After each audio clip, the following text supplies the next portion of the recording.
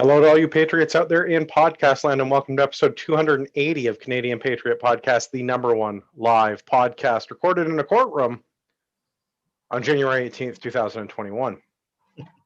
As always, my name is Andrew. Joining me tonight, we have Gavin, Brian, Ian, and Marty may or may not be back. There you go. That, and we'd love to hear your feedback about the show. Please visit CanadianPatriotPodcast.com/feedback or email us at feedback@CanadianPatriotPodcast.com. A reminder that recording, rebroadcasting, screenshotting, etc., is totally allowed. Go ahead and do that. Just make us look cool. We need your help to support the Canadian Patriot Podcast. Visit patreon.com/CPP and become a Patreon. You can get a better quality version of the show for just $1 per episode. Show you're not a communist. Buy a CPP t-shirt for just $19.99 plus shipping and theft. Visit CanadianPatriotPodcast.com homepage and follow the link on the right. That brings us to my favorite segment. That's called What Are We Drinking? It's where I ask what we're drinking. I'm going to go clockwise on my screen. We'll start with Brian. Brian, what are you drinking? Again, I'm going with the old style Pilsner again tonight. Classic choice. And also, I have a little bit of mead that was given to me, and I'm going to be drinking that tonight as well. Ooh. Yeah. Do I know the origin story of that mead? We certainly did not get together breaking the stay-at-home order. It was the other day. That did not necessary happen. exercise. I happened to meet him passing by when we were running.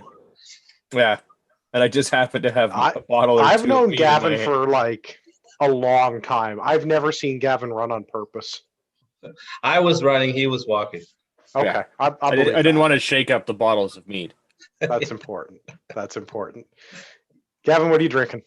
The old standby, Jack and Coke Zero. All right, Ian. Daddy Uber duty? No, Venezuelan rum and Coke tonight. So made with the finest high fructose corn syrup for the Coke and some pre-communism rum from Venezuela. Very nice. Did they still make that or not so much now? Well, I think the name of the rum is 1796, which I think is the last time they actually had a full capitalist society there. But I think this is actually pre-takeover. So I'm so curious. The stuff they make now is communist rum. Well, it usually goes down in quality and up in price. I'm curious though. So, as Canada continues its march to the left and more like Venezuela, is our quality of our rum going to go up? Free Labatt 50 for everyone. No, invariably it's going to go down and the price will go up. So okay. So literally Labatt 50. Yeah. Like, there's pretty fancy stuff when it comes with a cork and everything and a wax seal and stuff. They're not going to do that nowadays. Yeah. I have more of our excellent homemade mead. Is that the white cap or the black cap? The black cap. Nice. That's what I'm drinking tonight. It's a black cap too. That's good. The black one I'm reasonably certain is the one that we used the ale yeast on, and I think is a far superior example of mead. Yeah. The white cap one White that we cap. made tastes kind of like wine, and I'm not really down with that, And it was really carbonated too. A little over carbonated. I popped it open and it was just like. So younger Andrew might have been right. We maybe didn't let that one sit long enough. Yeah, well, whatever. It still might tastes still be good. fermenting. Awesome. Yeah, it's a little over carbonated. It's fine. It's fine. Yeah. It's fine.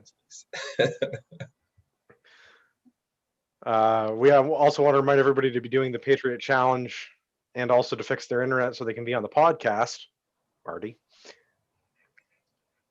Exercise for 45 minutes, practice a skill for 10 minutes, like getting your internet back online. Read a book for at least 15 minutes, like how to reboot your internet.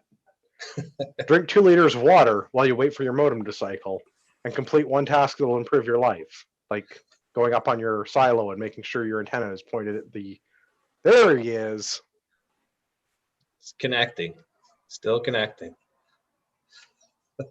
So the real reason why everyone is here, we're going to complain about the government, but specifically, we're going to complain about the injunction hearing that was held today, which I did not get to witness to because I was busy wage cooking. So I turn this over to my esteemed colleagues. Yeah, I guess I watched, I mean, damn near the whole thing today, which was, I mean, it started pretty much right at 9:30 and went till, I don't know, about 5 o'clock with what, 3 breaks, like two pee breaks and a lunch break. Um, I think that our side, that the pro gun side, in favor of getting rid of the OIC and having an injunction take place, was presented very well by the three different teams that were presenting. For the Crown, I think 2 of the 3 presenters were total gong shows. One, absolutely. The third one actually looked like they showed up and prepared and were well versed in the things that they were talking about. So yeah, I think all things considered, it went well for us today. Get more into that, I guess. Well, get after it. Questions, comments, concerns? Because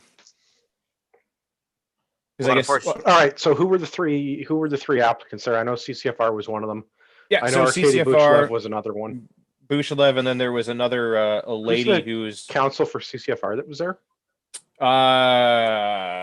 It was not Loberg. It was Sarah somebody or other. Oh yeah. First one. Yeah, she was very well spoken. She was the first one to present. Yeah, and kind of went through everything. I got to hear her speak this morning before I couldn't watch it anymore.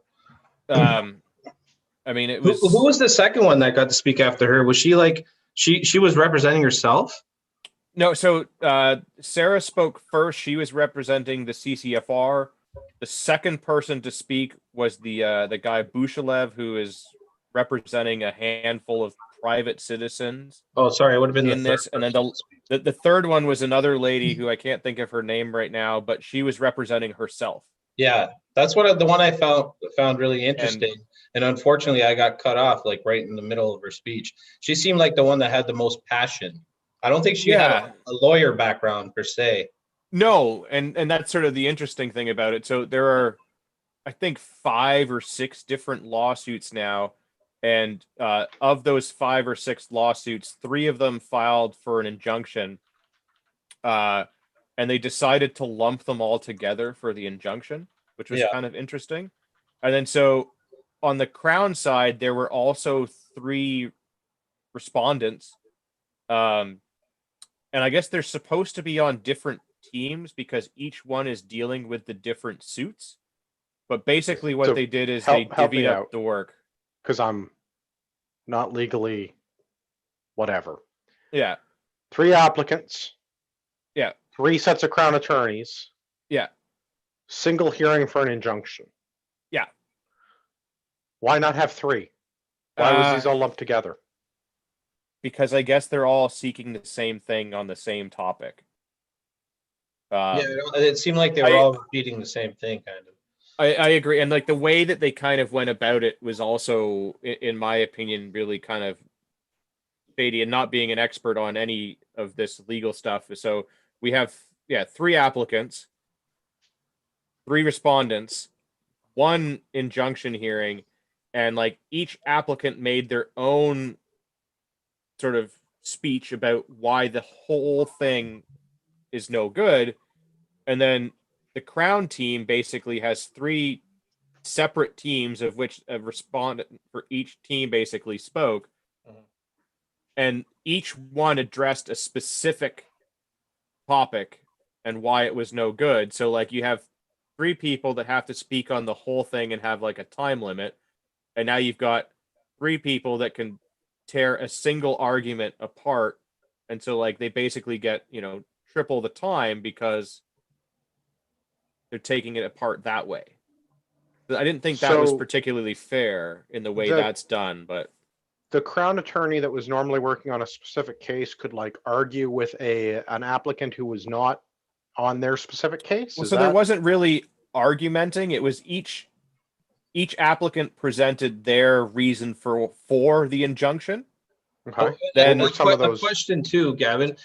Was there obviously times for these people to cross-examine each other that we don't know about? No, it seems like they had, they were talking about testimony, like they had spoken to some of the witnesses. Yeah. So I guess background on all of this is, so leading up to the hearing, there was a bunch of evidence and everything that needed to be talked about, and they needed to interview witnesses and key witnesses. So that's why like Murray Smith and his testimony and all of that came out, and some testimony from other experts and all of this stuff that relates to the case and to the injunction, because that's kind of crucial to whether we should have this or not. But so yes, over the last little while, people have been talking, people have been interviewing people, specifically like Murray Smith, who was the head of the RCMP firearms lab, dropped this steaming turd and then retired promptly after. And they kind of seemed like they were trying to make him sound like he was just an advisor to it. They were trying to, and he is like, so, and that's part of what so one of the things that they're kind of going after in this is that he's saying that he's an expert. The Crown is using him as an expert and saying that like, this is why this is this way, right? Yeah. So he is the one that determines what is or is not a variant, or is part of the team that does, but had the seniority and all of that at the time. So he's the one that was an expert. And they're the ones that can't describe what a variant is. They can't. Well, and that's so on the argument on our side of it is that like you have this guy that's supposed to be the expert, but over the course of 2 or 3 days of being, you know, examined and cross-examined, gave 12 definitions of what a variant is. And some of those definitions are contradicting. I realize this is tangential, but I really do want to shit all over. Well, I mean, not literally, like figuratively, I wish to pick on Murray Smith in a non-defamatory sort of a way, the way that won't get me sued, because this guy's now retired and probably has way too much free time and money on his hands. Yeah. Like, can we talk about his affidavit and cross-examination that came out earlier in the week? Yeah. I mean, it's relevant because that's exactly what they were referencing in his thing. So what were some of his examples of variants? Well, I guess that, I mean, there were 2 firearms that he looked at, I believe, that were identical, but decided that one of them is prohibited and one of them is not. You know what it came down to, honestly, to me, what it came down to after hearing their arguments was basically they're saying they want to choose at any given time what they think is a variant of something that they want to ban at any given time.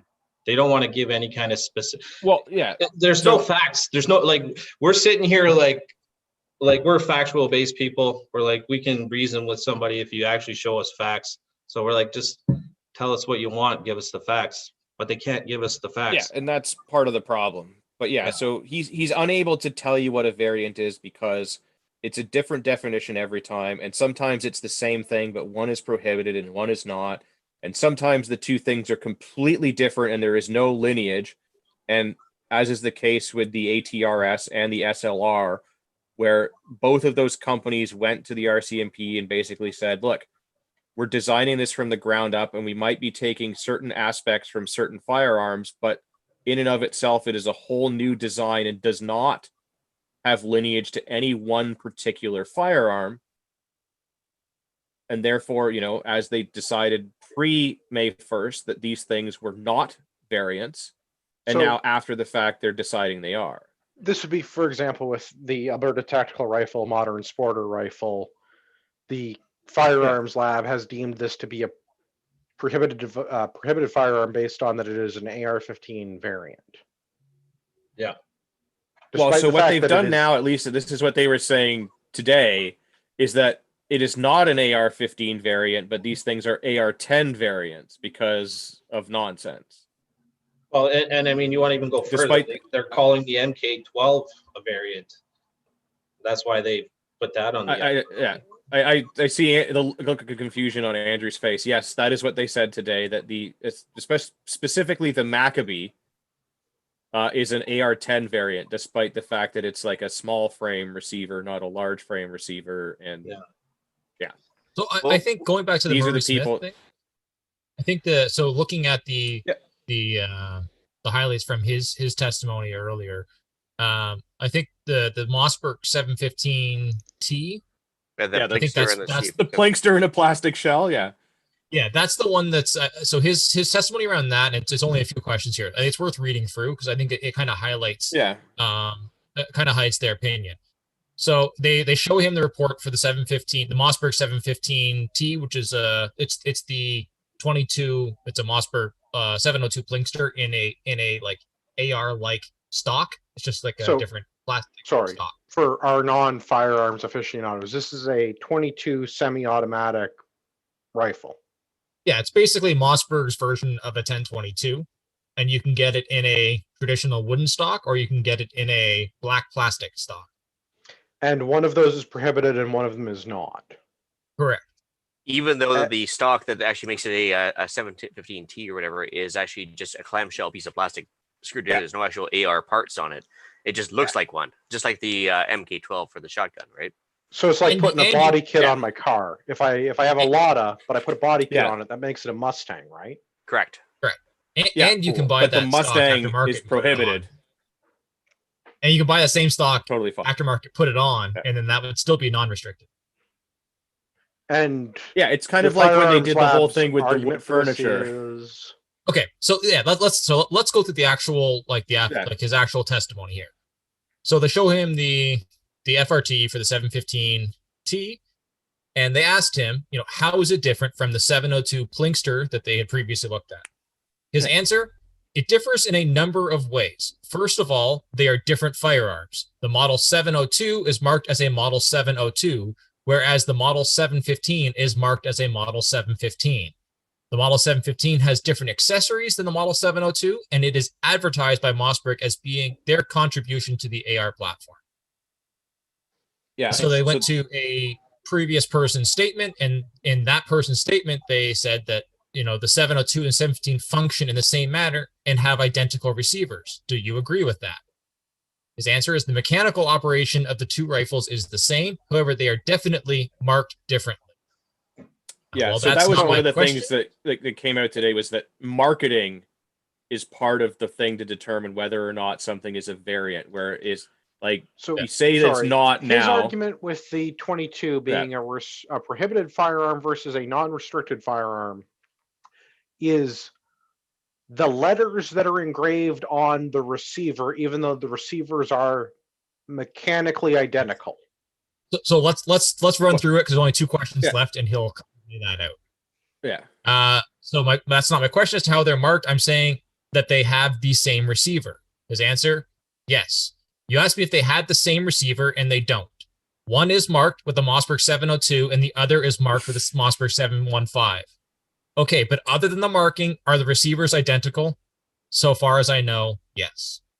Yeah, but they're trying to say that, if something is not a variant, but a decade later, a marketing guy decides to call it a variant, then it's now become a variant, whether they've changed anything about it or not. And engraving. Yeah. The engraving on a receiver is enough to justify one being prohibited or not. Yeah. So liken this to referred to earlier, it's like it's not facts. It's just all based on what it looks like and what they think. Yeah. Well, that's because it's assault style weapons, right? Weapons of war. This just goes back to the PZ-58s or whatever that were engraved with the on the stock. Different wood furniture prohib, but if you buy the wood furniture yourself, totally okay to put it on. You can still buy an SKS, like that's definitely was meant for military use, non-restricted. Well, don't say that too loudly. They'll get ideas about SKS. Yeah. No, it's okay because it's a commie gun. So I really have a hard time wrapping my head around how ostensibly intelligent and educated individuals could say something as asinine as that because it has a different engraving on it, it makes it a different firearm. And so this is part of the thing with Murray Smith is that we're trying to argue on our side that this guy is obviously not competent to fit the role because of decisions like that. And then the Crown is trying to say that he's absolutely the person to do the job because he's done the job for 40 years or whatever it is. And that in his own words, he never testified for the Crown. He always testified for the court and that his decisions and comments and everything were never biased. I mean, I feel like that's dishonest on its face. Yeah. I mean, the other thing too that was I found pretty offensive about it too was the amount of people. Like, I knew it was big, and when they were going over the money that it generates in our country and the amount of people that have jobs in the industry, and then I thought of the day when he came out and said that this has no place in Canada, it has no place in the civil society. I thought of that. I was like, man, that's such a slap in the face to all those people. They're just hardworking Canadians paying taxes, trying to like be small business owners, and your prime minister stands up on TV and says that. Yeah. But yeah, I guess that, that's what they're trying to show, is that, that the people making up the rules have no idea what they're doing and can't make a logical decision based on fact, and that it's wishy-washy and it changes. And in fact, they've even come out and said that they don't want a clearly defined thing for variant, because then they wouldn't be able to change it. And the minute that they clearly define variant, people will make what they called loophole guns, and people will start buying those instead. Loophole meaning in complete compliance with the law? Yeah. Yes. Like the ATRS, like the Maccabee, like the WKs, like the pretty much everything else, right? And then, the Crown was also trying to use these other guns that have come out since then that comply as a reason that, like, there's no, undue hardship and everything, and no lost revenue for gun stores because, oh, I can't buy an AR, I will just buy a XYZ. Gavin, am I wrong? But did I hear one of them making the argument that I don't know if it was Wolverine or one of the companies? They're like they came out with a new bolt action rifle, and they're trying so to Maccabee has done they've that. Proven that they could supplement their income making these rifles. Yeah, so that was Maccabee. And part of the people that like to shoot tactical aren't going to be buying bolt action rifles. Like, yeah, but that's not how they look at it. You have to look at it as, like, is the company able to offset the loss of revenue by doing something else? If so, then they haven't lost revenue. That's how the court would look at it. What my point is, do you really think they can offset the revenue of selling all the AR and all the accessories and all the things that come with it, replacing it with a new? Well, no, I think that's Brian. Hang on. There's a different side of this though. This is the whole point around the argument around this is undue hardship. And what they're saying is that they are not suffering undue hardship because they can make variants and sell those. But except then, one of the things that they hammered on at the end of this trial is that argument is a flawed argument, because in the Order in Council, they have said that whatever becomes popular, they will then ban that as well. Yeah. So Bushalev came back in his sort of like rebuttal and made that very clear that, like, you keep saying that, oh, well, all of these companies can sell other guns, and like, where's the uptick in sales? Because none of these companies like Maccabee and Wolverine have shown their sales for this year and seen what's happened. And it's like, well, yeah, but if those things go up, then we're going to ban those too. So, like, yeah, they might get a very brief relief in like this undue hardship from, an uptick in new builds that are compliant, but those things will no longer be compliant because the goalpost for variant keeps changing, and if anything comes out that's popular, they'll just go, yeah, let's ban that too. Yes. So because they basically, the way they worded it was popularity. So if you decide, okay, I'm going to offset my revenues, I'll come up with this other gun to sell, and it's popular as well, then that gets shit canned as well. Yeah. So even though, like, Maccabee and Maple Ridge have come out with their new straight pull style ARs that aren't ARs, right? Because they are a bolt action rifle. If those become popular and are replacing ARs and other semi-auto rifles that were banned, they can, because of the wording of the OIC, go, well, we're going to ban this too, because this has become a replacement gun and is now a loophole gun. And because it looks like an AR and we haven't clearly defined what variant is, and we don't want to for this very reason, we can now say that because this takes AR parts and this and that and everything else and looks like one and uses this, that it draws its lineage, though it doesn't, because it's mechanically different, there are certain aspects of it that draw its lineage from the AR platform, and therefore it is an AR variant, and it is now prohib. So That you're is the saying we nonsense. should all build Sten guns in our garages using different materials? Yes. I Just agree checking. that is what Gavin is saying. Yes. Semi-auto ones, because we need to Yeah, be compliant with that's the law. what I'm saying. Like everyone should make their own semi-auto Yeah. Sten gun and submit an FRT request for it. We don't even need an FRT. There's already an existing one. We don't even need that, because if you manufacture your own firearm, as long as it's not a restricted firearm, so if it's a semi-auto and the barrel is long enough. Well, I'm saying that you should be in full compliance with all of the loopholes. I mean laws, but I mean hypothetically, if everyone were to manufacture their own Sten gun in their garage, we wouldn't even need an FRT number for it, because as it came out today, FRT is not a legally binding document and is not I would required. like to hear more about that. You don't need an FRT number. You do need a serial number. Aha. Yeah. But, Well, I do believe they sell stencils online to make it with Skid 40. I'm just saying. Yeah. Yeah. We can we can engrave it. That's easy. Yeah. Put whatever you want. You just And scratch just it. one more point. 0001. There's one more point around the whole 702, 715 thing, and Murray Smith's, the ridiculousness of him, saying one is prohibited and one non-restricted.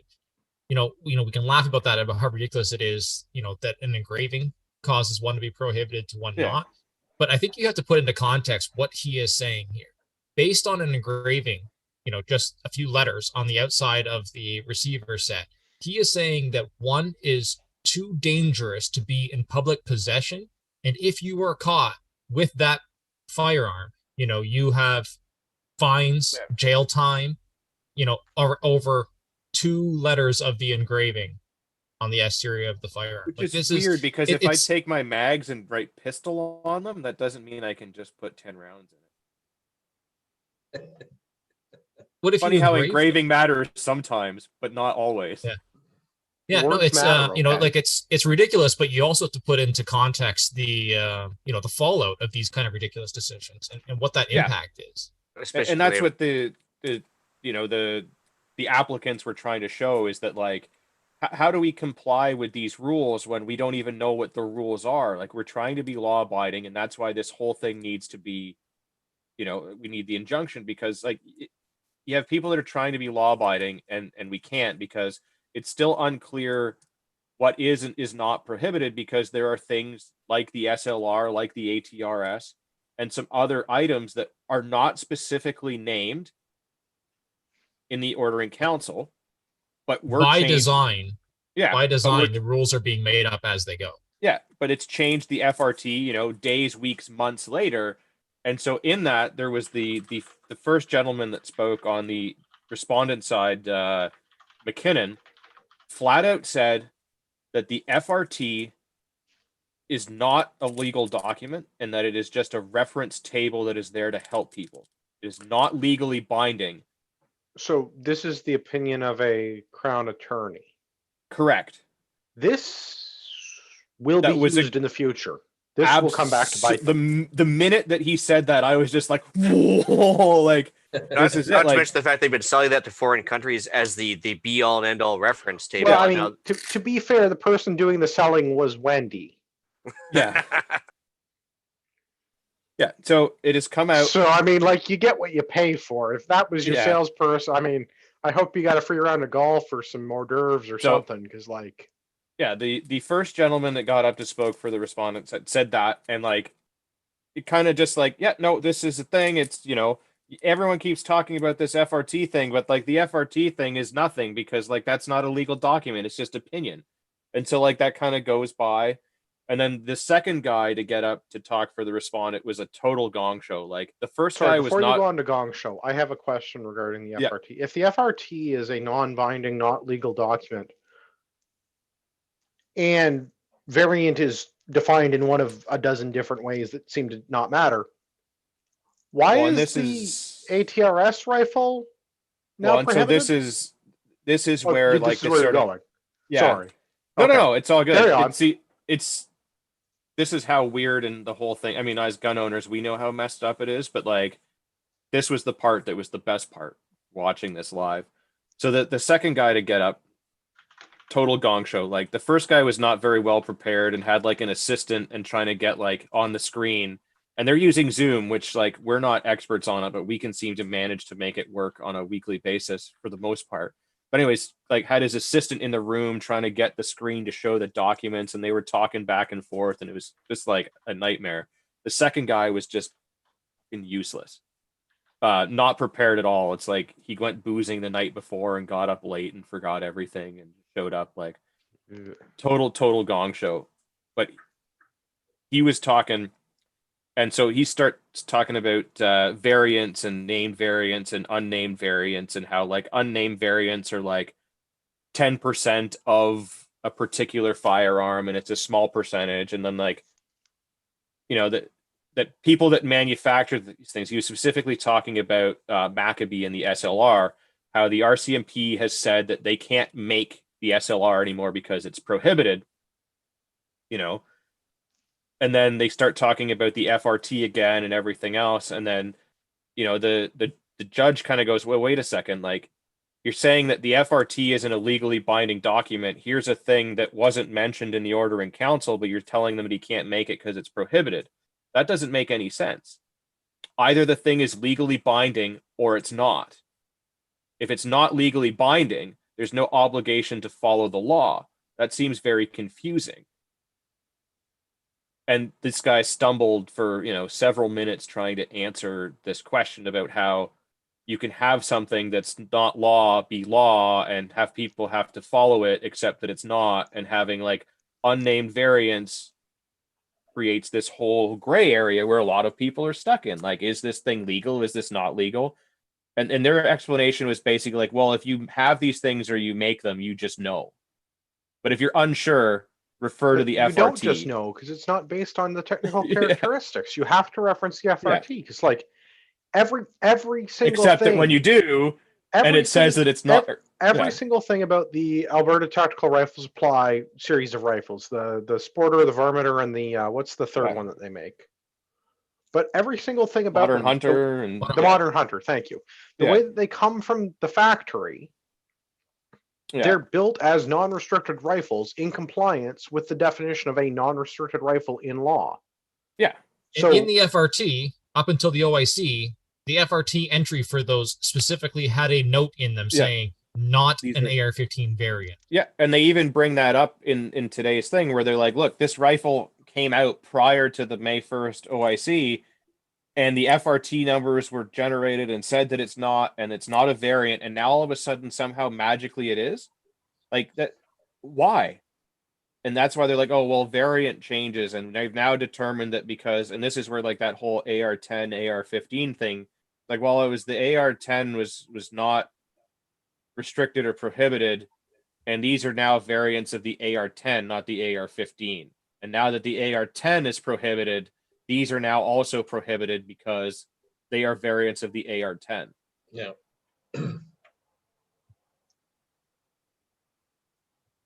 I know the mental gymnastics are ridiculous, but seeing the judge really, like it hurts my hammer head. this guy about like, bro, you can't have your cake and eat it too. Like, either the FRT is or is not a binding document.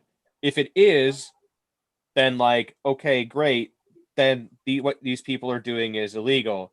If it's not, then what they're doing is absolutely legal. You can't have it be both ways. Like, it can't fit your thing depending on how you want it to do that.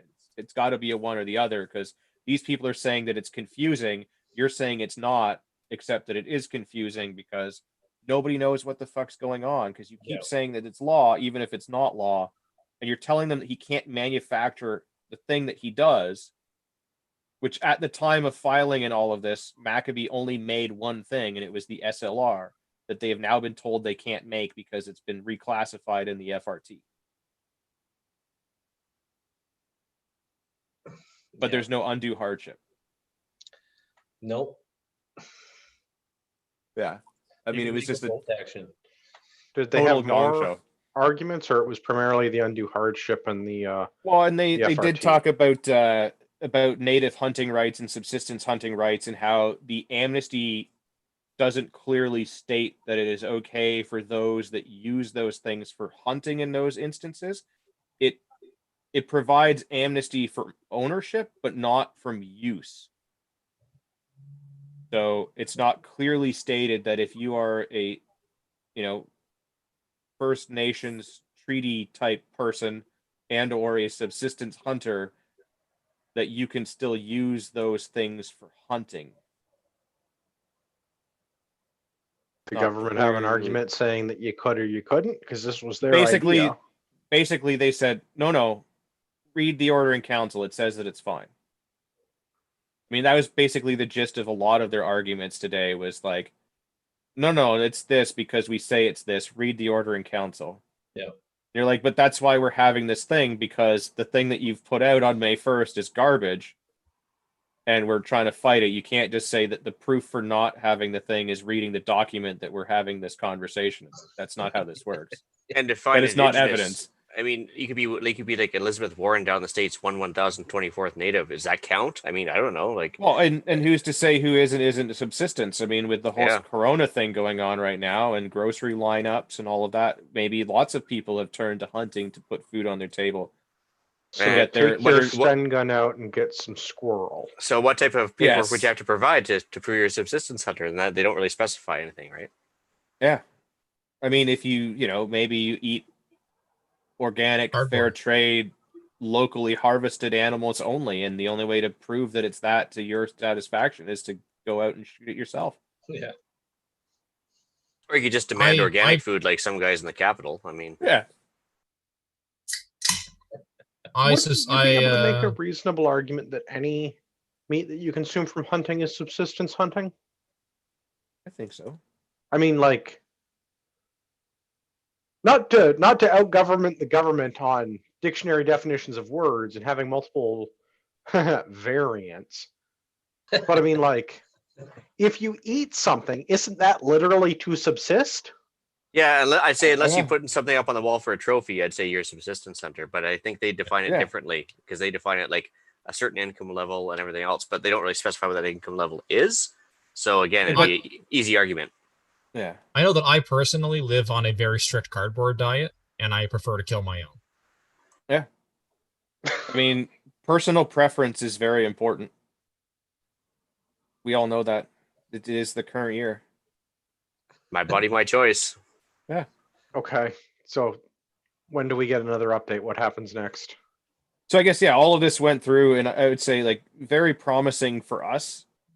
But there was no decision rendered at the end of this gong show. Who knows when that could be delivered? I imagine it's going to be several days at least to have this digested, if not weeks. And Ian Runkle guessed that he kind of set out, he figured about a month. Yeah, I'm. My prediction is not necessarily exactly what we want.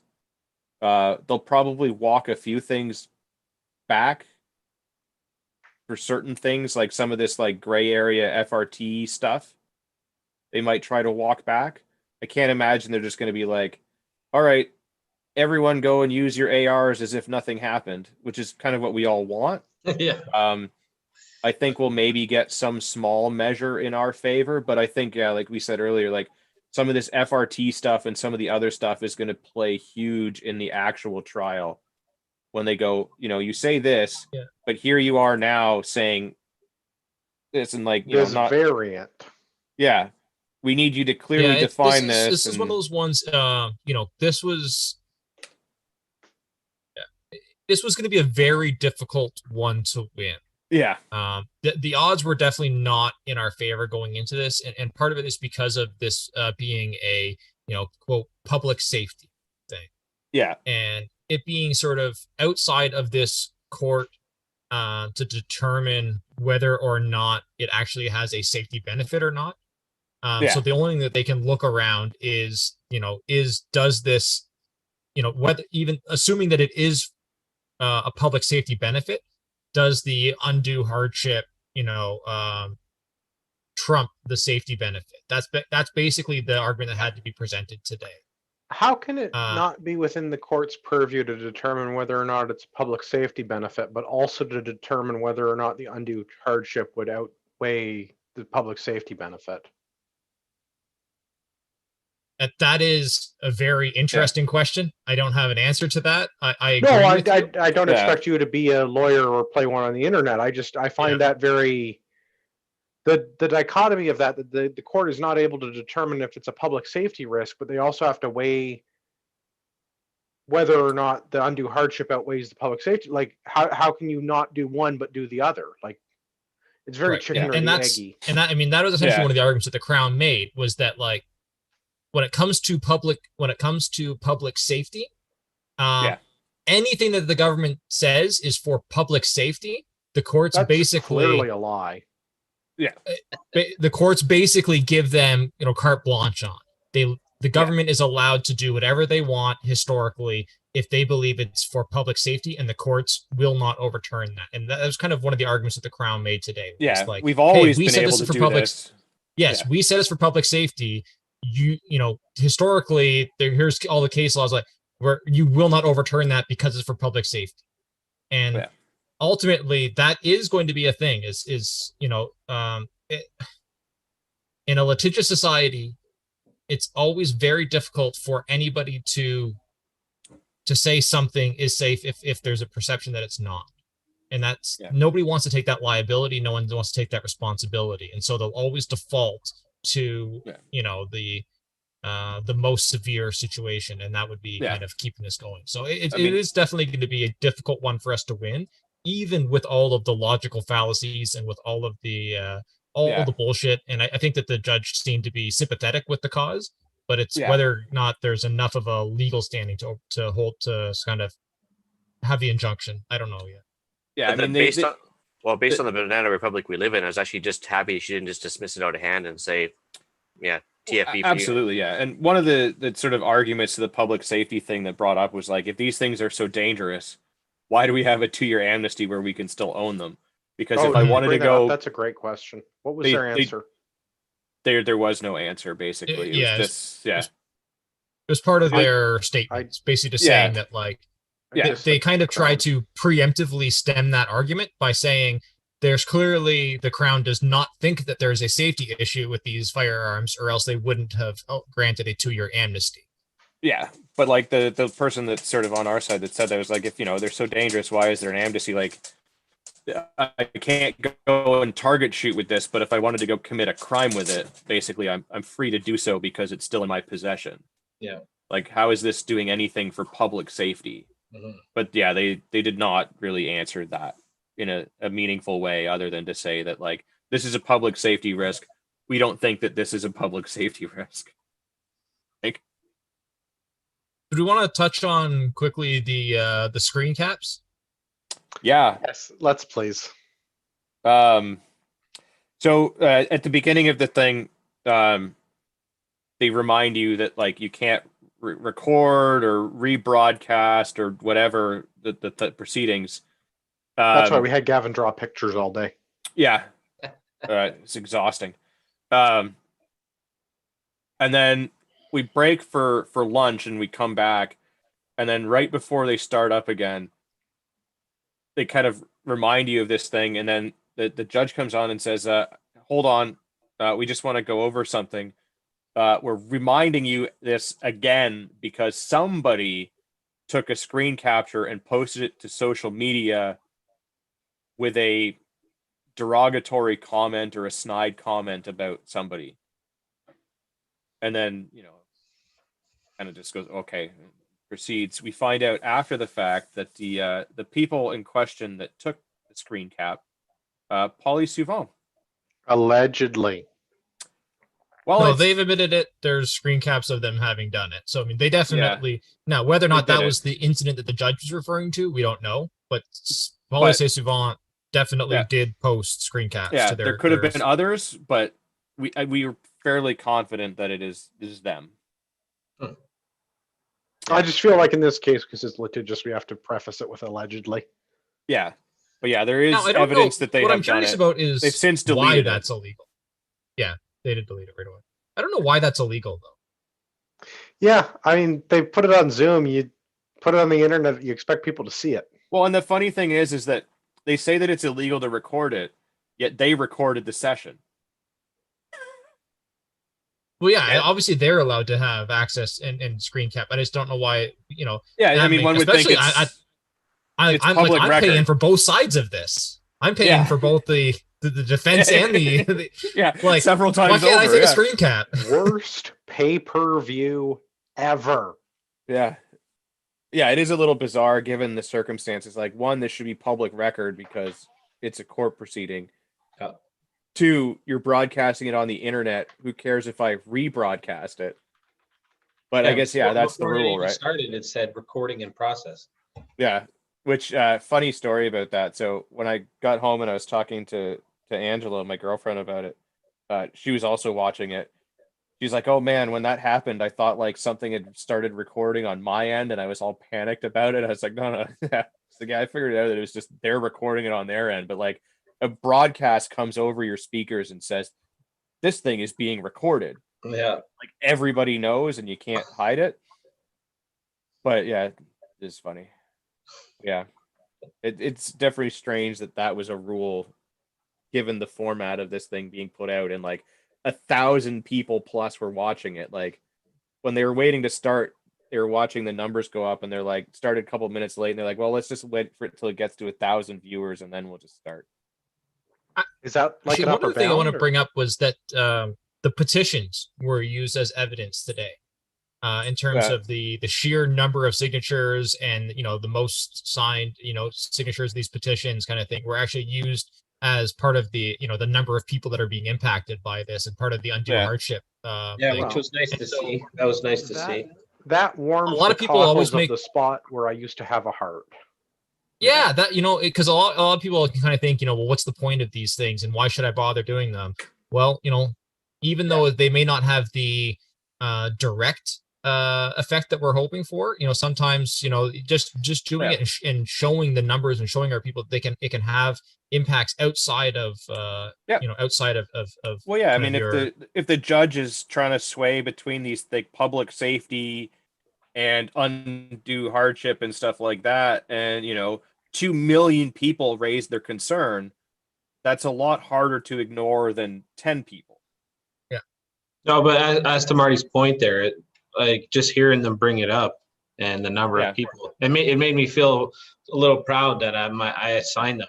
It was like, oh wow, look at that. Yeah. So if you listen to the show and you didn't go sign them, go stand in the corner for 10 minutes. Yes. You know what you did. Didn't. Yeah. Bad. Yeah. Don't do what Donnie don't. Yeah. Yeah. Let's do some news. If you or I did this, we'd be going to jail.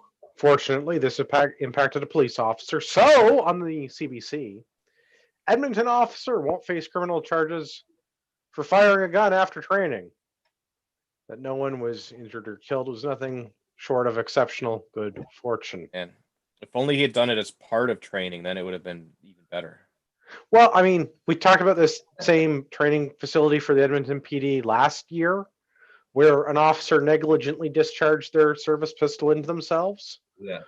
Also, I should like to know why Edmonton PD has the fancy like Arco red dot sights on their Glocks.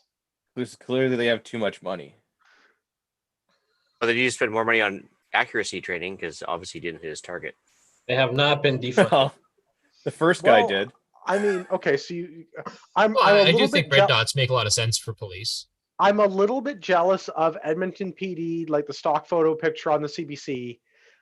Actual Glock 19, not the Glock 19 where they didn't nip the tip, but like an actual Glock 19.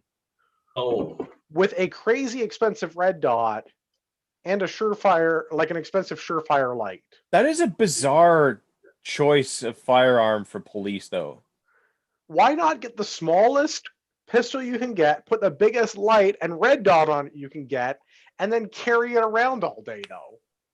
I just like it's weird that they would go with the 19 and not like the 17, which is like pretty standard as a police carry pistol. Like, We don't know. We don't know. I mean, this is just a I know photo that was it's a random provided. stock photo on Pravda, but it's a funny stock photo, and that tickled No, me. it says that the photo was supplied by Acer.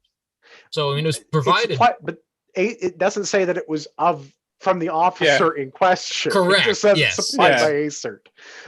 ACERT is the Alberta Serious Incident Response Team. That's the like the special investigation internal affairs kind of unit for Edmonton Police. Maybe they're like, find the smallest, goofiest looking gun you can. Well, and that's kind of why I like chalked that up to CBC originally, just being like, well, this is a stock photo of a Glock, good enough. Yeah. But nope, came from ACERT, so. All right, next time I'm out in that part of the world, I'm gonna have to check the cops and see what they're carrying. Yeah. Because if it's a 19 with a Surefire and an ARC, I mean, like, whoo, that's weird. It seems that this all stems from some officers post-training in the training facility in a bullpen, like a cubicle desk type area, throwing a ball around and then having desk pop. Yeah. So they were shooting lasers off mirrors at one another and playing catch. Well, that sounds safe. For some reason, one of them decided to discharge their service pistol at the direction of another member. What probably happened is that, like, normally you get like a blue gun as your training gun. Like maybe they were doing like sim rounds or something, or like even if they just had like blanks. That's what. And then you got the magazine mixed up, right? Oh my God. Sort of asserts that. So Christopher D'Armani's got a pretty good article on it compared to what Pravda published. 3 possible options according to ACERT.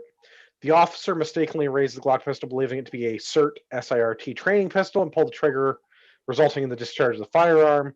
Or the officer knowingly raised and fired his Glock pistol, mistaking it for to be unloaded or loaded with simunition. Or the officer knowingly pulled the Glock and intentionally fired the gun in the direction of other officers in the tactics training section. My guess is 2 or 3. I don't care which way you read that, but like that guy accidentally on purpose tried to shoot somebody in his office. Yeah, so having used a SIRT pistol, they're like bright red, so that would not have happened. Yes. Like. Also, I like that they say that like the officer responded by raising his Glock and pulling the trigger, and then quote, a metal pinging sound was heard as the round struck a battering ram in place on top of the other officer's desktop shelving unit. Yeah, a metal pinging sound and a very loud bang as a gun went off in the room. I'm surprised they even heard the pinging sound, over the loud bang. The violent slide, like bang. You think you'd probably know? Yeah. So, to recap, if anybody on the panel desk pops, what's the fine? Jail.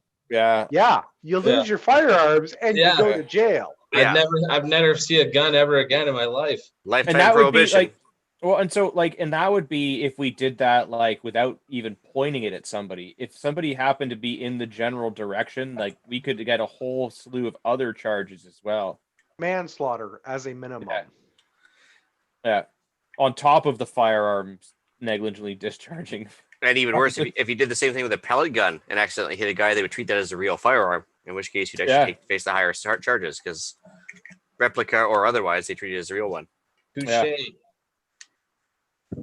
So if we have a desk pop in our home offices, we get to go to jail and lose our guns. If we have a desk pop in our thing as a desk pop in our life. It's a thing. Everybody does one, right? Yeah, everyone gets one. Yeah, it's the second one that's the problem, right? No, I'm pretty sure we don't get one. I am deeply disappointed in Alberta, which is not a thing that happens frequently, although it seems to become more of a issue of late. You've changed. You're disappointed in government. Yes. Government exists in Alberta too. I'm disappointed in the exercise of caution by the agents of the state. I thought that when you got your little tin star, you were supposed to be better trained than the rest of us. Stop pointing guns at one another. Yes. Also, believe you're supposed to be held to a higher standard than the average Joe Q public. Yeah, I would really appreciate it if the agents of the state were held to a higher standard than the rest of us. Yeah, somebody maybe needs to go over there and give these guys a refresher on the 4 golden rules of firearm safety, because there's at least 2 of them there that were not followed. Well, especially that one that's 2 in the head, make sure they're dead. Oh no, that's not one of the four, is it? They That's should have the- fired. Should have fired twice. Yeah, exactly. That's the fifth rule that nobody talks about. Yeah, Okay. it's like the fifth Yeah, Beatles, but different. If anybody has seen the average police officer shoot, you will know that they are not held to a higher standard as the rest of us. No, I meant luckily, more like morally than firearms training wise. But yes, Yeah. that too. Well, breaching But public luckily, trust I used to haven't- be a charge for police officers, right? When when you're caught banging hookers or whatever, they got the breach of public trust. They did away with Yeah. that charge because it was just being used too often, right? So they just Yeah, if you get charged with it, just drop the charges and drop the law. yeah. Luckily, I haven't seen too many cops shoot, because if I did, I would have seen them send one into their leg. I regrettably have to say that I have seen and shot with some exceptionally good police officers, but I have also DQ'd more police officers than civilian shooters at matches. So, Take that You for know. what you Yeah, will. they- Yeah. I was at the range this past week, and there was a police officer there who was kind of shooting at the plate rack. And I'm like, I got there, he was already there shooting, so I'm like setting up, and I'm like kind of half paying attention. I'm just one of those things where you're like, is he trying to hit the plates? Like I legit was like, wait a second, is he just like, I'm looking around, I'm like, there's no other target. I'm like, he's kind of standing as if he should be hitting the plates, and he's just going through mags. And like every once in a while, a plate would fall. Maybe someone went and put a bunch of blanks into his gun, and he just didn't know. It's like, oh, yeah, they don't get a lot of they do not get a lot of round time, and unless they seek training on their own, they are hosed. Well, and I get it. Shooting is a very small thing of what police officers do, but also don't important. point guns at people. yeah. Well, unless they're bad guys, then point. Well, I guns mean, at like there are people that you need to point guns at for some period Yeah. of time, and I get that, but like maybe the Yeah. people you work with in your office, you shouldn't draw your duty piece and discharge it. Yeah, if they have uniforms on, maybe it's not a good idea to point a gun at them. It's discouraged. Unless you're damn sure that it's your CERT laser pistol that's bright red and in no way mistakable for a real gun. Well, let's do another one. This goes out to the RCMP. It's on Global. 3 a.m. teasing instigates officer to pull gun on coworker. Results in RCMP code of conduct hearing. This goes back to This must 2019. This must be the same article, right? Like this is. No, We didn't have this two goes back to separate 2019, police but- officers this week hold They're guns very on each other, did they? Yeah. Goes back to 2019, but it was in the news this week. The story was on Global on the 15th of January. The RCMP constable in question was docked 15 days pay for an incident in March of 19, where after telling a coworker who outside of work she was apparently the best of friends with, she repeatedly told him to fuck off and that she was not in the mood to joke. She decided that the correct response to the being teased was to draw her duty piece, wave it about, and tell him to fuck off again. Hey, fuck around and find out. That's- I mean, just gave fair don't warning. I even- mean, what? So the RCMP should be disbanded. Let me start with that. But that RCMP? That RCMP should be disbanded. But Start with that. also, we've talked before on the podcast about the whole systemic sexism, racism, and other blatant disregard for their coworkers that RCMP constables seem to have for one another because it keeps coming up. Clearly, they Yeah. got each a lesson in reading body language, or well, it got so bad that one officer had to pull a piece on another one to make it stop. haven't we all done that sometimes? Really? I mean, Well, and that's kind of the thing is like the She the did that to harassing- prevent him from pulling a piece on her, though. Yeah. the harassing officer was doing this and was like described as being good natured and joking, but like was getting laughs for this, and it was like he was being egged on by his peers because again, the RCMP has a very toxic culture. So they're egging one another on to give one another a difficult time when they're literally saying that they're not in the mood for this joke. Do you think the it's the point where brown they dye and the pull a gun Stetsons that on one leaches another. into their brain and makes them all weird? I mean, maybe. Extreme cold weather at the postings, I think. Oh Yeah. no, these guys aren't even that cold. They're out in Kelowna. So The devil's the more lettuce, he yeah. teased her, the more upset she became. The more upset Shocking. she became, the more laughs he got, which reinforces his behavior. Shocking. You know, I read that Yeah. and it makes me realize, I think, what the issue was here. They should never have hired a female. I mean, I can't argue with that. Like, would Well, that if that's- not solve? If that's one of the Yeah. findings of the panel, I'm sure that'll create some waves Yeah. too. Or Do you maybe mean she this should have. panel or like the RCMP panel? No, I was 'Cause saying if they- the RCP panel comes up as one of their findings, that would just really help things at this I point. mean, maybe she should have just drawn a knife and stabbed him instead. Maybe that would have gone over better. But done it earlier. waited till they were off shift so it becomes a domestic. Yeah. Yeah. Oh my goodness. Like, can we just you know who disband doesn't these complain people? about sexual harassment? Dudes. Well, unless some alternative lifestyle guy turns out that he likes you and won't give up, take no for an answer. Even then, you would probably just punch him. You don't I don't know. complain Yeah, to your that officer. You becomes punch him in the assault. face. That's Yeah, true. Punch See, punch him in the that's- face. Well, Just I mean- assault then. That or you write a request to the Human Rights Tribunal for a thing because they won't wax your balls. But like, Oh. whatever. No, Marty, you punch him in the face, and then when the investigation happens, you're like, that dude made a pass at me, so I punched him in the face. And because you only hire dudes, they all stand around and go, yeah, you had it coming. Yeah. Or just don't- you yeah. have a That's beer the end of the investigation. Or you have a beer after work and say, "All right, we Should have heard what he said. Yeah. Just don't pull your gun on him. Yeah. Well, I have one more police story in tonight's show. Whoa. There can't possibly be a third police I had to story. pare it down some. There were more. Oh boy. Halton Police Board holds the second day of closed-door hearing meetings amid outrage over Chief's personal Florida trip. This is in the Toronto Star. And I haven't done this in a while, but I'm going to read the byline. This is Wendy Gillis, staff reporter at the Star. Interestingly, and I have no basis for this, but interestingly, the union representative for the Halton Police Board is also got the last name Gillis. Uh-oh. I don't know if they're related, but I mean, read into that what you will. Suspicious. My 3 minutes of Googling did not yield any fruitful results one way or the other because I can't figure out who either of these people are married to. But suspicious. It struck me as odd that the byline was Wendy Gillis and the union rep is Clay Gillis.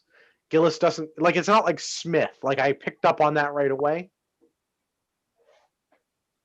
Maybe. Anyway, It could be a common name. I've never met somebody with the last name Gillis before, and then there's Me two in the neither. same I don't article. know, I'm So just throwing it out there. I don't know. I picked up on that. I thought that was kind of weird, but I can't. Yeah. I didn't. 3 minutes of Googling yielded no useful information. The Halton police chief, however, the article of the story, decided that he needed to go on a Florida vacation over Christmas break, like so many of our other government officials. There were calls from many, many frontline officers in Halton region to have him lose his job. And the police board had 15 hours of meetings to talk about this, and they're going to be reconvening in a week. See, that's the problem. You got the intersection of political appointments and enforcement of the law. Because I think we've discussed this off air as well. But he didn't actually break any laws, and he didn't do anything he's not allowed to do. However, I don't know if he isolated upon return or not. It's irrelevant at this point. But Yeah, it's the optics of it, right? anyway, it's the optics. The fact is that he's enforcing a law where the government's saying stay at home unless absolutely necessary, no unnecessary travel, and so on and so on. And obviously, he's telling his officers to enforce that as well. Yeah. And then he's turning right around and going on a vacation himself, which is, again, not actually against the law, just against the public policy. So, like, because he's a political appointment, he's held to a higher standard. But as a citizen, what has he done wrong? Nothing. Nothing. No, if you're not like if you're upset the fact that he went to Florida, be upset that the government restrictions around COVID are so ridiculous that you can fly wherever the heck you want, like all that kind of stuff. None of that is restricted. The only thing that's restricted is you going to visit grandma. Yeah. Yeah, when it comes to that stuff, I'm not angry at anyone that does that, except for politicians that say one thing and then do the other. But I'm upset about their hypocrisy, not that they traveled outside of the country. Yeah, Well, that's he where I did think nothing I think wrong. somebody in his position shouldn't be doing it. No, but if I it guarantee makes you feel better, he's deeply sorry, as is the president of the police services board and the mayor. But as a political appointee, I guarantee he authored a shit ton of memos saying, "Okay, no unnecessary travel for all my officers because we got to set the standard, boys. We got to provide the public with an image to follow." And I think that's why there's such a outrage from frontline officers in Halton Region demanding the resignation of this particular police chief. If he did that, then he should step down or be let go, because you can't say one thing from and the then neck do another. until dead. No, that also works. Okay. But as long as it's from like a 6-foot drop for social distancing. That's next week, Rander. Next week. All right, getting ahead of myself. I'm not. If I had the money right now, I'd be on a plane to Mexico officers, right now. Just that specific one. Just kidding. Mostly. Yeah. Also, please don't arrest me. I can't afford a good lawyer right now. And all the good ones are taken up with injunctions and stuff right now. So yeah. Yeah, and all of my money's tied up in guns that I can't sell. I'd buy some of your guns, Andrew, to help you pay for your lawyer. So thanks, buddy. Appreciate you looking out for me. Allegedly. Yeah. Well, let's do some more allegedlys. It involves the police, but it's less about the police and it's more, it's something. Brantford police investigate billboard depicting Justin Trudeau beside image of Hitler. That was in Brantford? Yeah, that was in Brantford. That's on Pravda. This is on the CBC. There's a better article in the Brantford Expositor in the local newspaper. Shockingly, the local newspaper is better than Pravda. Who would have called that? Yeah. The article in the Expositor is complaints made against, quote, offensive billboard. But to be clear, if there's a picture of Harper with the same thing, it'd be okay, right? It'd be fine. He's literally Hitler. In fact, you would get a grant from the government for doing that. And it would be called art. More up for it. Yeah. So someone, it took me a minute to figure out what was going on here, because I'm like, well, it's a billboard. Like, figure out whose property it's on, and then go give them a bylaw infraction because you're not allowed to have a billboard of over a certain dimension on this kind of a building or some other. It looks like it was just in a random parking spot downtown somewhere. It's on a trailer and they keep moving it. Yeah. Okay. So everywhere I've seen the pictures of it, it's looked like it's been in a different location, but each time it looks like it's in a random parking spot, like a big parking lot or something. That seems to be the case. All right. Who's up for a road trip to Brantford? Yeah. I'm willing to go to Brantford. We should go see if we can find it. Go get our help drive it around. That should be one of the courses you guys provide. Anybody that can find the awesome Justin. Find the Trudeau Hitler truck. You get a free gun or something. Yeah. So let's describe the billboard, because it seems to be confusing for people that were reporting this on the CBC. It's a picture of Hitler, and a picture of Justin Trudeau that's been photoshopped, so it's his face on someone else's body. Mussolini, and despite what Pravda says, he's judging about how tall LeBron James is. He's like, well, despite what Pravda says, it's not Trudeau wearing a Nazi uniform. Yeah. It's Trudeau wearing an Italian fascist uniform. Yeah. And it's important to describe things accurately. Correct. Yes. And also, words yes, matter. LeBron James is quite tall, apparently. Yes. Yeah. But yeah. So, throw it up the Roman there. Yeah. But I mean, I thought we had rules, that said stuff like that's okay, because that doesn't sound like hate speech to me. It's so not, therefore it's fine, right? That's my favorite part of the whole article in the Expositor, because again, local newspaper trumps Pravda. Read a small passage here. A Simcoe woman who reported the board to Brantford City by law enforcement said she finds the message, quote, unacceptable. I think you shouldn't be able to depict some things, said some fucking woman. Freedom of speech is not absolute in Canada. Some fucking woman said she fears such messages will inflame the type of people who participated in last week's attack on the U.S. Capitol. She said she's also concerned by the board's message crosses the line into anti-Semitism. What? How many? Well, I mean, there's a lot to unpack here. Yeah, one at a time. Yeah, lot going on. I think that the key here is, you know whose opinion we shouldn't take? Women. Oh, Jesus. Tell us, Marty. Just call back last one, but I think we all know. there's no women listeners, so everybody laughed when I said that. Yeah. Well, except for my wife, I'll talk to her afterwards and just Yeah, I have to go and write some apology emails to some Patreons, but that's fine. Yeah. Yeah. Everything on this show is for entertainment purposes. 100%. It's all 100%. It's all entertainment. Yeah. We know that we really love you, bitches. Mostly, I can't figure out how to pronounce this woman's last name. That's primarily I think she's a Polak. Hockmerk? Is that how you say that? I don't know. That's how it's spelled. You just say Cockblock? Is that her name? Hockmerk? Hockmerk? I don't know what emphasis Either way. to put on which syllable, but Some in any freaking event, lady. Yeah. I don't disagree with her that we don't have freedom of speech. She started on the right foot. Yeah. I mean, So that's the only part that I can agree with, but I say she did not start on the right foot. I think she ended correctly saying that we don't have freedom of speech, but she started with, I think you shouldn't be able to depict some things. And I mean, also, I would also, she's I not guess, wrong. yeah, I guess somewhat true. because like if you depict something that's hate speech, then that's illegal according to rules in Canada. I'm more thinking about, should we be able to, not are we? Well, absolutely, we should be able to depict I feel whatever like we the more want. controversial it is, the more you should be able to post it. I mean, some caveats to that. Well, That's where I paused. Like, Yeah. if there's, I don't want to see like child pornography billboards right, and shit and like I that. think that we can agree that people who participate in child pornography Are fucking terrible. Well, yeah, Yeah. like those people hung by the neck until dead, right? Like, there's not a lot Yeah. of wiggle room on that. No. Or Twice the to be sure. Yeah. millstone in the lake, whatever, Yeah.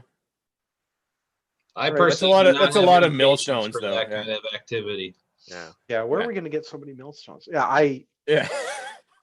I agree that you shouldn't be able to depict some things because we should live in a society of morals and have a system of standards. Yeah, but I'm also going to say this. I don't think there needs to be legal justice for those cases. I am fine with social justice, but like actual social justice being used to solve those cases. So you got to bring your own millstone, or Yes, you have You to could bring your own reuse the same millstone. millstone. Yeah, but then someone's got to go down and get it, and we're going to need a Let's get time dive for that. team. Yeah. That sounds like job creation. Yeah. Here we go again, making jobs, unlike the government.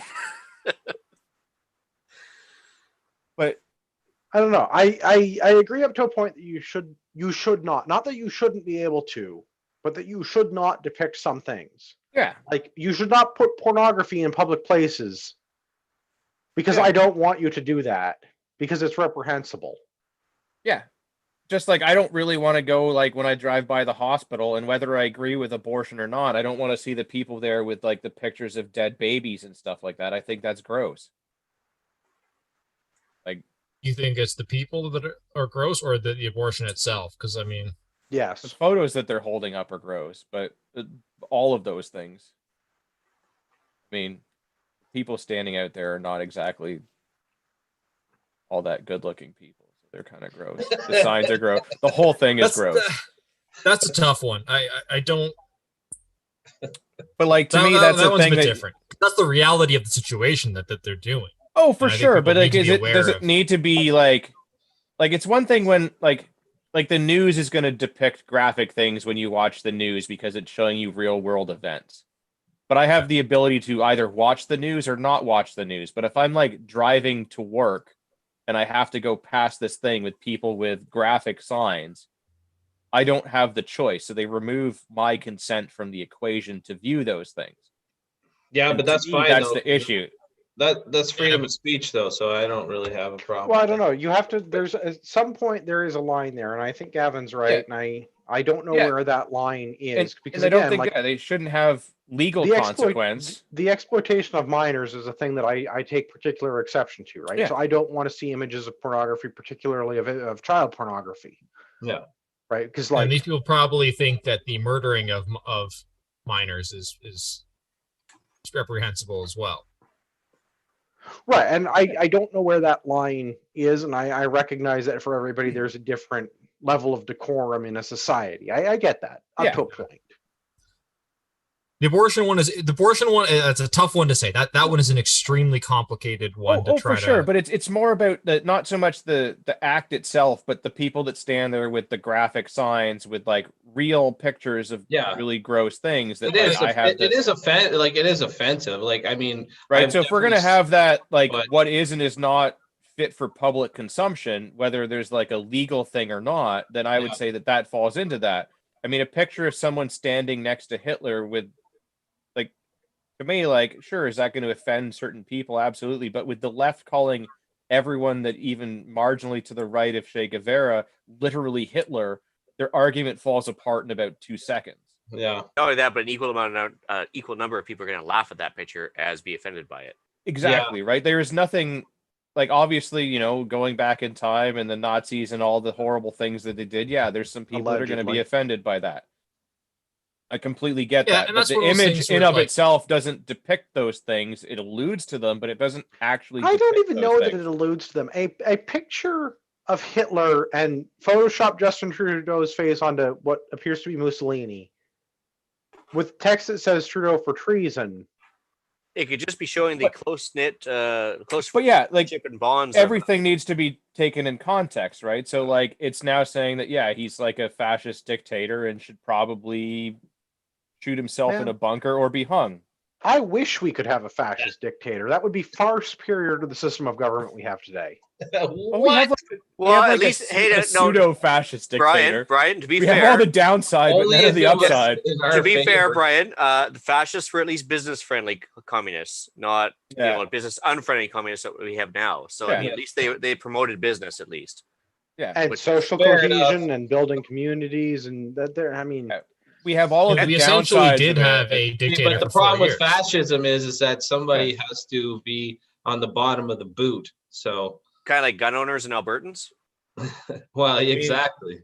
Yeah, that's why. Like, right now we have why fascism, we're fighting against it, right? Ian, none of the good stuff. It doesn't feel good to be at the bottom of the boot, does it? Oh, absolutely not. I'm just saying, like, that's just, it's at least the fascists had a better system than we do, because at least they promoted business. And promoted the Autobahn. They built the Autobahn system. They had the organic food movement and everything else. Volkswagen. We can talk about all sorts of positive things. But what positive things can we say about the current government? It's actually worse than fascism. Well, but we can say a lot of positive things about our democracy that we have all believed in. Do we have a democracy here? Guys, I mean, have we not kind of believed? I personally have believed in the ideal of our freedoms and our country, Canada and the United States, our ideals, what it means to be a Canadian. Well, okay, I'll correct you there, Brian, because the U.S. is not a democracy. It's a constitutional republic. And second of all, the ultimate form of democracy is gang rape. If you had 12 guys sitting around a girl and they hold a vote on whether or not they can gang rape her, how do you think the vote's going to go? Well, that's totally different, because then everybody got a vote. No, that's votes. Personal... One man, one vote, man. No, so but come on. At some point, you have to recognize the rights of the individual, and that's the problem we're dealing with here. Yeah. Everything in this country since 1965 has been both fake and gay. No, I can pinpoint the exact date in history where this country met its downfall, and it's in 1965. Elaborate, please. Does that coincide with a certain document coming out? A certain document, a certain unification of the Canadian forces, the allowance of a certain province into confederation. There's a lot of things that happened in the middle of the 1960s that really destroyed our country, and I would argue that is the beginning of the downfall. So it went from that to the shooting of Harambe to where we are now. Well, no, the shooting of Harambe is just when we got onto the dark timeline. Yeah, but it was like that probably led up to the decision to shoot Harambe, and then like we were on like the gray timeline, and then we went to like the dark timeline. No, there's a very particular point in the middle of the 1960s where Western democracies failed to exist. They simply stopped. Yeah, we changed our flag. We changed the documents that founded our country. We did all of this. Who was in charge then? Trudeau the senior. Oh wow, Yeah. that's so amazing. The Trudeau that wore all the turtlenecks and let his wife fuck everybody. Oh, and the Rosicrucian. Wouldn't it have been Pearson in 65? Is it Pearson? Oh, hold on a second. Well, either way, shitty airport, shitty prime minister. Now I have to intern. Well, someone interned, but the same year that they changed the flag is the same year that they did the unification of the Canadian forces, is the same year that they changed a bunch of our immigration acts. Yeah. And not so long after that, Trudeau the senior changed our constitutional documents. Yeah. If it was Pearson, it made it make sense because Pearson's a terrible airport. It's fitting. Well, I mean, yes, with that being said, but all I know is that I grew up in a country where I've gone up north and I've fished and enjoyed the bountiful country that we have. So you guys maybe need to get in touch with that, and then like. Yeah, but you fished at the pleasure of the crown. They granted you the ability to go fish. You bought your ability to go fish. And you bought your rates back. That's how you granted it. You gave them money because you need to have only got to go fish because you didn't have any force. I didn't have any what? Dad joke. Yeah. I missed it. Anyway, freedom of speech, right, not a thing in this country. Definitely true. Everybody is agreeable to this. Yes, well, absolutely. Yes, but I think we can get back to a spot where we might have a. Right, I have interned. So yeah, Pearson was 63 to 68. So if it's 65, then yeah, it was Pearson. And then I blame Pearson. And Trudeau the first was started in 68. And I blame him for the charter. Yeah.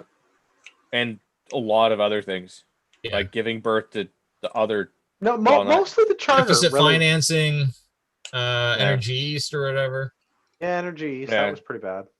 Dairy and the Maple cartel and all of that nonsense. Anyway, the middle 60s is what destroyed this country. I hope you boomers enjoyed Woodstock. The last hurrah. Yeah, this is what happens. Did you hear that? That's the sound of Jimi Hendrix as freedom dies. Yeah. That's that last note of the Star Spangled Banner, and that was it, and then freedom died. You notice he lit his guitar on fire at that point too, right? So now I'm done. I'm done. I think that's it. Yeah. To be fair, he might have thought that was marijuana. Yeah, the acid in the headband kind of does that to you. The other piece with going way back to the story about that woman that was quoted in the expositor. I would genuinely be curious how many Canadians she thinks are going to be inflamed because they're the same type of people that attacked the U.S. Capitol. You mean the BLM and Antifa types? Well, the FBI is working very hard to identify all of the white supremacists that were involved in the Capitol invasion in America. Really? Yeah. How many Canadians were white part supremacists that also have organic diets? Right, but like how many Canadians were there? There was one Canadian flag apparently in the massive crowd that was protesting, not that actually got into the building, but like in the thousands upon thousands of people that peacefully assembled and then left when they were told to. There was a Canadian flag. I do believe some CBC reporters that got told to fuck off. To be fair, they did tell them to fuck off, hoser, eh? So taking the American insurrection into account and all of the complete lack of protests in this country in the last year and a half, what type of people do we think are going to be inflamed by a photoshopped photo of Justin Trudeau dressed up like a Nazi? I totally saw that, and the first thing I wanted to do was don my Hawaiian shirt and drive to Ottawa and storm the Parliament buildings. Oh wait, no, that didn't happen at all because that's retarded. No, and that's like I looked at that. I had a good giggle about it. I was like, "Hey, that's a pretty good shop." Yeah, and like that's hilarious. Yeah, like this is You're not it's a wrong, well done billboard. Yeah, I'm not complaining about the billboard. I think it's very artistic. It's a good shop. Yeah, but they did a good job, and to blow it up that size, that's quality work. It doesn't make me feel inflamed and as though I should go and attack the U.S. Capitol, or even our capital, nation's capital for that matter. Yeah. I feel like this is a really big non sequitur because, like, they asked some whammon what their opinion was, and they quoted what they heard on the news. Not even that; it was like they found the oldest Karen alive that was willing to comment on it, and they did. And of course, like you get like the super leftist boomer comment, whereas like. This is like the views of what, like 0.0000001% of the population. Like, how literally is this what news? CNN is telling you to think. This is yeah. The dumb. The last piece was, I think, my most confusing piece of the entire article. That the billboard crosses a line into anti-Semitism, because I guess pictures of Hitler are now anti-Semitic. I mean, you could maybe argue that they always were. Yeah.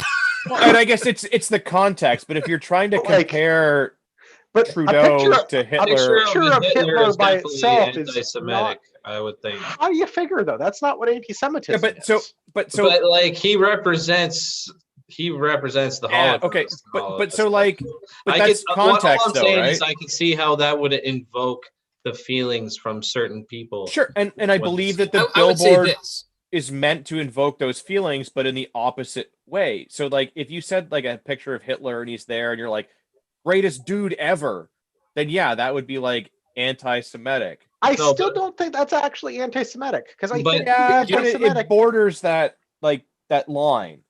You know how I would say that this is anti-Semitic? I would say this is anti-Semitic in the same way that calling anybody that is like slightly right-leaning a Nazi is anti-Semitic, in that it delegitimizes what actually happened.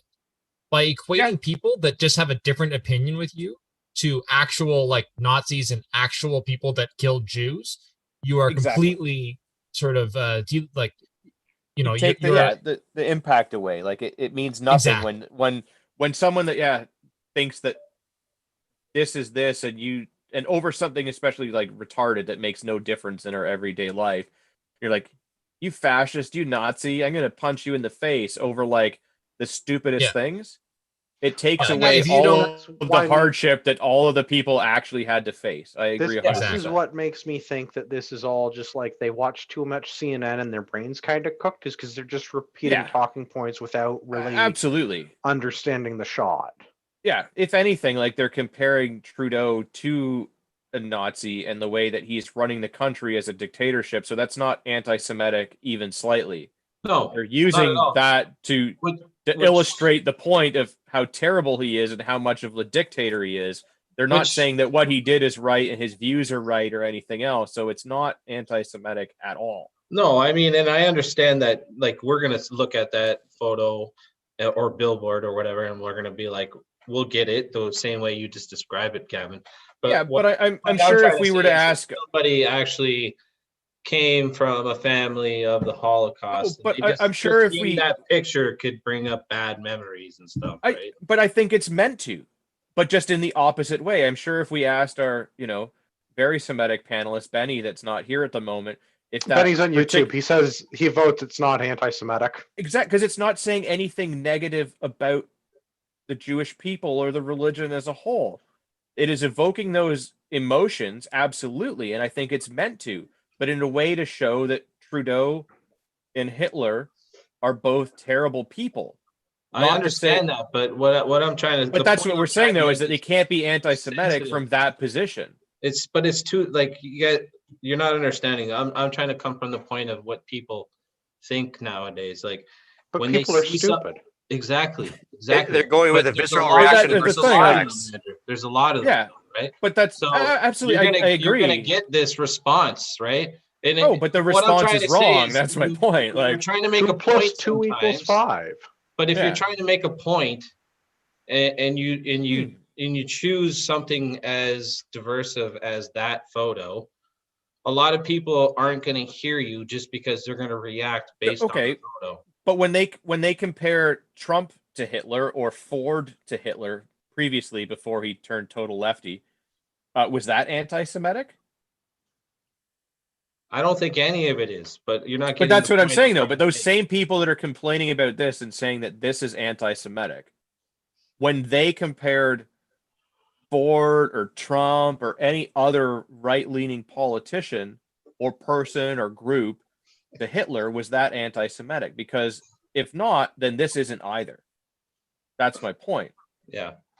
Like, so like her comment is absolutely bananas. Like, it makes no sense whatsoever because the context to say that it is not there. Yes, it I pulls on understand. those I get it. emotions. I understand what you're saying, but I'm just trying to say it can invoke the other responses. What I'm trying to say. Well, Yeah, I but think it was Yeah. designed And to. you won't be able to get response, through right? to people, and you got to think of it like and your favorite guy, Andrew Rod Giltaca. Do you think I he thought we would were ever, talking about Uncle Adolf do again. you think he would ever make a Ian billboard like Smith. that with the CCFR logo on it? Well, no, because Rod's a smart guy, and I mean, by the same token, that you're Exactly. based, Thank you. he That's my doesn't point. he doesn't depend But on those are visceral different reactions. things. He No, depends on facts, not those- visceral reactions. So, I Those mean, are yeah, different things, though. I mean, But I'm just trying to the core is the point that I'm trying to get to. It's when you're trying to reach people to make them be sympathetic to your plight or whatever you want to call it. Mhm. You can't use things like that because then people oh, are for sure. But that's Oh, what no, I no, think. It I was don't think designed this this person is to. trying to billboard- evoke sympathy, though. I think they're trying to make a funny billboard and be like, "Hey, look, Trudeau's like a Nazi." Ha ha ha! It's a Yeah. funny it's joke. like with And I mean, the amongst left's like, taken all amongst the us, it's power gonna out of be that. funny, but like in the general masses of people and in the way people are so sensitive today, that's the wrong approach. That's all I'm saying. Well, Yeah, those I think- absolutely. This Yeah, billboard it was will designed not. to do that. Yes, this Although billboard will I think it's funny and change I any like it, opinions. but whatever. Like, I'm just trying to say from a logistics standpoint, I personally wouldn't try to take that avenue to try and make people hear. But I don't think they were trying to do anything intelligent. I think they were trying to be funny I'd and like trying to Yeah, elicit. it will change no opinions. It will actually make it harder for people to come over to our side because Exactly. they will be turned off by Yeah. this type of approach. Exactly. But for certain people, they'll find it funny, and but that's kind of what this guy I is think going that's what with. it was meant to do, and I think it absolutely highlights. Is that we don't really need that. It's funny, But I don't. but we don't need it because No, but I don't think it's just gonna meant to make us- try to It's just going to change make any us look bad. minds. It's going to make us look bad, and especially I what happened at the Capitol. They're demonizing the whole. Now we're being lumped in with all. But that's what I all of mean. that Like shit. they're it's putting it But together that's the because thing. everyone that protested at the U.S. Capitol is a right-wing Nazi, and Hitler So, but is like we protested killing all. our cat. We went But and I think Yes, it- and we're also right-wing so are we Nazis now if you the listen to the fucking Nazis CDC. of Canada? Yeah. Yeah, But I don't think think it so. absolutely illustrates the ridiculousness and the hypocrisy of it. You have one side that can call everyone else Nazis and not be anti-Semitic, not be offensive. The minute that we go and say that someone is being like a Nazi, on the other side, we're the worst people ever. It Yeah. illustrates that hypocrisy perfectly. And like it wasn't meant to be anything to change anyone's mind. It was meant to be something that they knew would elicit a reaction, and that's exactly what it did. So like, and the reaction might end up being they get charged, but I find it really funny that Brantford hasn't done anything about it yet. It's been several days. nor should they. Like, Because it is like personally, it's freedom of speech. I think it's like personally Yeah. from whatever I just said, my feelings of it, I still would allow it. I still allow it. I mean, if anything, Right. if they're gonna ticket the guy that does this, the next time that someone calls anyone else a Nazi, they better be ready to issue them a ticket Well, too. as long as because I think this is actually going to be what comes out of this, is I think bylaw is going to fine them for not complying with some kind of like ordinance about how signs have to be in Brantford. I don't think they're And going then to get them that's on a fine. free speech issue. And I think that's they're gonna fine. be If like, they You're do allowed that, to move then a sign. It's not It's not on display. I'm just moving my artwork this is around. the art exactly.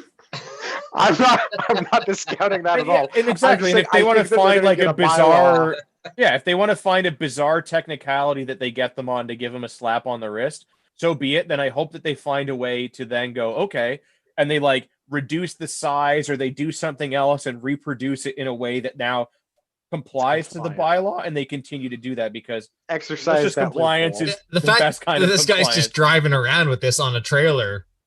Like it's kind of hilarious. Is it like he drives it home and it's in his front yard? And he just wakes up in the morning. It's not like, it's going to the Walmart, boys. It's not a billboard if it's attached to the side of my car. All right, I don't think we're going to do the last one. I wanted to talk about the COVID thing, but I think we're going to bump that to next week. Let's go around. Where can everybody find people on the internet, etc.? We'll start with Brian. You can't really find. If you want to find me through Ragnarok Tactical. I'm no longer supporting Facebook. All right, Marty, where can everybody find the show? Can you? I guess just the feedback. Go with feedback. Yeah. Okay. Good enough. Yeah. CanadianPatriotPodcast.com/feedback, or you can email us at feedback@CanadianPatriotPodcast.com. Gavin, where can everybody find you? When I'm not driving anti-Semitic billboards around Brantford, you can find me on the Instagram, Urbex GTA, all one word, or at the land nav class that we've got coming up for Ragnarok. Good stuff. Ian, I won't have the billboard there. Ian, where can everybody find you? You can reach me at the westernretreat@gmail.com. You can also find me on Canadian Prepper Podcast, recording Sunday evenings at 9 p.m. Eastern on YouTube, and I think still Facebook for now. For now, yeah. If Gavin already alluded to it, if you haven't signed up and you're in Southern Ontario, you want to go to the shithole that is near Toronto, but not actual Toronto. Ragnarok Tactical. Shithole adjacent. Ragnarok Tactical is doing a land nav course February 20 and 21st. 2-day course, map and compass, all that good stuff. It's on the website, ragnaroktactical.ca. And if you need any accessories or first aid supplies, use the discount code Patriot at checkout, save yourself some money. I don't think I'm going to apologize to Ragil Taka because he already got brought up in the show. I feel like one free plug for the CCFR is enough. For all of our listeners out there in podcast land, I'd like to remind you that you're the true North, strong and free.